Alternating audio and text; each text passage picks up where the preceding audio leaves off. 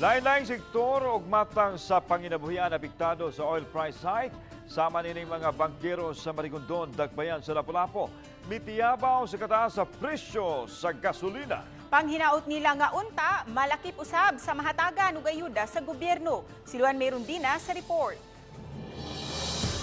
Matag weekdays, ingon niini ang talan-ahon sa Marigondon Wharf. Mga motorbangka di pasahiroan man upang island hopping na nagdunggo lang sa may pantalan. Naabta namo kining pipila ka mga boatmen nga nagpundok ug way laing gihisgutan kundi ang nagsaka nga presyo sa mga petroleum products. Si Dante Udto, 46 anyos, boatman sa motorbangka nga biyaheng Marigondon Pangan-an ug pabalik, mibutyag nga moabot sa 1,200 ang ilang kita sa usa ka round trip. Apan kay kuhaan pa kini sa gasolina nga 500, gamay na lang kaayo ang ilang mauli.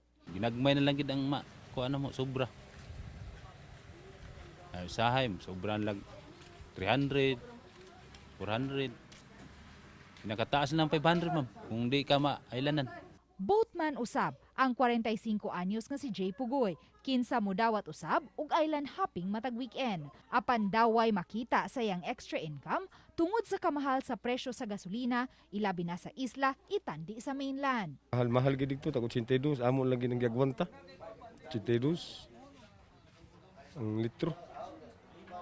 Kay maka kuha mi nya wan ay iba pa ikabayad sa sunod adlaw bariyan. Nana. Sa kadaghan nilang boatman, tag sa ka-trip lang ang ilang makuha matag adlaw. Sa Sabado ug Domingo ra usab sila makakuha og duha ngadto sa tulo ka biyahe.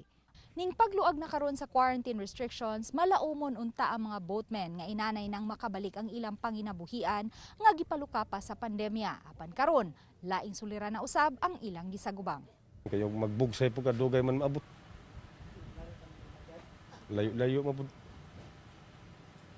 So ning kuan lang gimiani ning mahagad lang imigbiyahe bisag mahal ang gasolina basta makasubra lang gamay.